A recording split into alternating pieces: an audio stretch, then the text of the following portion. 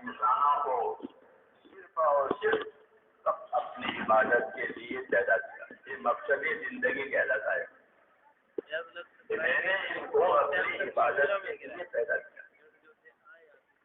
اور اسی پیغام کو لے کر کے ہر نبی دنیا میں آیا. کیا قوم اعبدوا اللہ ما لکم من الہ غیرہ انی اخاف علیکم عذاب یوم عظیم. اے میری قوم، ایک اللہ کی عبادت پر قائم رہو. ایک اللہ ہے اور کوئی نہیں ہے عبادت کے لائق. اللہ ہی ایک ذات ہے جو عبادت کے لائق ہے. اسی نے پیدا کیا ہے. وہی ہمارے نفع نقصان کا ہر چیز کا وہی مالک ہے. سب چیزیں مخلوق ہے، وہ اکیلا خالق ہے. سب مملوک ہے، وہ اکیلا مالک ہے.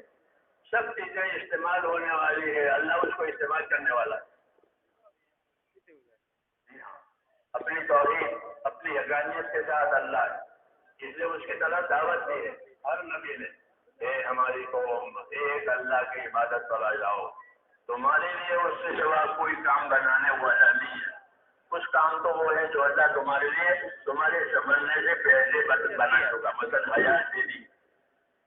ہاں، حیات دے دی. حیات اللہ سے کس نے مانگی تھی؟ حیات کس نے مانگی تھی؟ کسی نے نہیں مانگی. اللہ نے اپنی طرف سے حیات اور یہ نعمت دی، زندگی. اللہ کی صفت ہے اللہم یا مبدع النعم قبل استحقاقها. حضور صلی اللہ علیہ وسلم اللہ کی تعریف کے کلمات کہتے تھے تو یہ کہ او پروردگار جو نعمت دینے میں اپنی طرف سے ابتدا کرے، کسی کے مانگنے کا انتظار نہ کرے. اللہ وہ ہے جو کسی کے مانگنے کا انتظار نہیں کرتا. سخی وہ ہے جو مانگنے پر دے. جو سگے کہتے ہیں جو مانگا وہ دے دیا، جو مانگا وہ دے دیا. اور کریم وہ ہے کہ جو مانگنے کا انتظار نہ کرے، اور جب دے تو اپنے شان دے. سامنے والے کی حاجت دیکھ کر نہیں بلکہ اپنی شان کے مطابق دے. اس کو کریم کہتے ہیں. تو اللہ کا نام کریم ہے، کرم کرنے والا، بخشش کرنے والا، عطا کرنے والا. اسے کریم کہتے ہیں. تو وہ صرف حاجت کو ملحوظ نہیں رکھتا بلکہ وہ اپنی شان دیتا ہے. ہاں، بغیر مانگے بغیر استحقاق کے. اللہ پر کسی کا کوئی حق نہیں ہے. اس لیے حضور نے یہ تعریف کی ہے اللہم یا مبدع النعم قبل استحقاقها. اے وہ پروردگار جو نعمت دینے میں اپنی طرف سے خود ہی شروعات کرے. کسی کا کوئی حق اللہ پر نہیں ہے. سب کچھ اللہ کا ہے. سب کچھ اللہ کا ہے. جو بنایا ہے وہ بھی اور آئندہ جو بنے گا وہ بھی. یہ سب کچھ اللہ کا ہے. آسمانوں میں ہے، زمینوں میں، سب اللہ کا. کسی کا کوئی حق نہیں. اس کے باوجود بھی کسی کا حق نہیں ہے. پھر بھی وہ اپنی طرف سے نعمت دینے میں شروعات پہلے سے کر دیتے. مبدع النعم قبل استحقاقها. کہ کسی کا حق نہیں ہے مگر اپنی طرف سے نعمت دینے میں شروع کرتے ہیں. کیوں؟ کہ اللہ کریم ہے.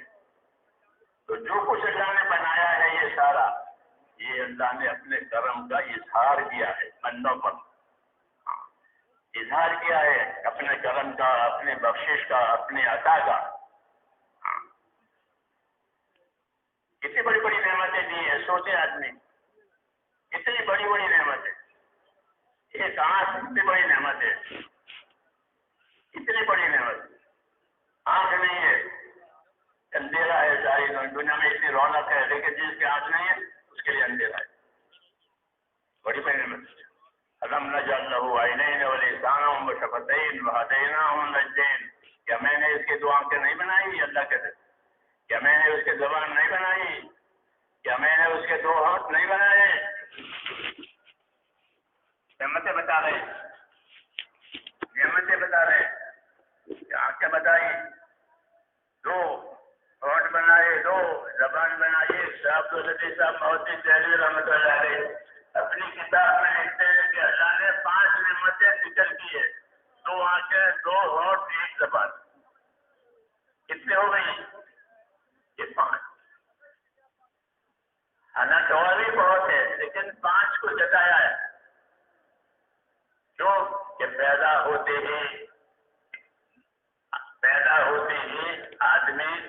ہمیشہ اس کا محتاج ہوتا ہے، آنکھوں کا محتاج، ہونٹوں کا محتاج، زبان کا محتاج، سب سے پہلے کہ آنکھوں سے وہ اپنی ماں کو دیکھے گا، ماں کے چھاتیوں کو دیکھے گا، ہونٹ سے ان چھاتیوں سے دودھ پیے گا، اس زبان سے اس کا مزہ محسوس کرے گا. یہ نظام الہی کہلاتا ہے. کیا کہلاتا ہے؟ کہ نظام الہی. ہم کچھ نہیں جانتے تھے، اپنی حاجت کو بھی نہیں جانتے تھے، اپنا وجود ہی نہیں تھا ہماری حاجتیں بھی نہیں تھی، ہمارے وجود ہی نہیں تھا. لیکن اللہ کریم ہے، اس لیے اپنے کرم سے ان چیزوں کو ایجاد کیا. ہمارا کوئی تقاضا نہیں، ہم نے کچھ مانگا نہیں تھا. مانگتے کیسے؟ وجود ہی نہیں تھا، ہمارا وجود ہی نہیں تھا، مانگتے کیسے؟ ماں نبوت ہے نو تقاضا ماں نبوت لطف ہو نہ گفتہ نہ شروع. ایک بزرگ کہہ رہے اللہ کے نیک بندے کہ ہم نہیں تھے، ہمارے تقاضے نہیں تھے. پھر کہ اللہ کا لطف و کرم تھا جو ہم کو بھی جانتا تھا، ہمارے تقاضے کو بھی جانتا تھا، اور اس کے مطابق وہ سارا دے دیا. یہ بھی لو، یہ بھی لو، یہ بھی لو. تو اللہ کی ذات کریم ہے. کرم کا معاملہ کیا ہے؟ ہمارے وجود کے ساتھ، تاکہ ہمارے وجود کی قیمت ہو جاوے، ہمارے وجود سے ہم کو نفع ہو جاوے. یہ مادی نفع ہے، یعنی موت تک کا نفع. اتنا ہی نہیں ہے بلکہ جس طرح ہمارا مادی نفع اللہ تعالیٰ نے یہ بنایا، یہ ساری چیزیں دے دی، یہ دنیا کے اسباب پیدا کر دی ہمارے واسطے، یہاں نعمتیں پیدا کر دی. اس کو معاش کہتے ہیں، روزگار، روزی. یہ معاش اس کے اسباب پیدا کر دیے. جی ہاں، کھانے کے، پینے کے، رہنے کے، سہنے کے. ہاں، تاکہ دنیا کی زندگی صحیح گزرے، اس کی ضرورتیں پوری ہو جائیں، حاجتیں باقی نہ رہیں. یہ نظام بنایا اللہ تعالیٰ، اس کو معاش کہتے ہیں، گزارا. معاش اور متاع دنیا میں دو چیزیں ہیں، ایک معاش ہے، ایک متاع ہے. یعنی دنیا کی زندگی ہے، اس میں گزارا ہے، اور گزارنے کا سامان ہے.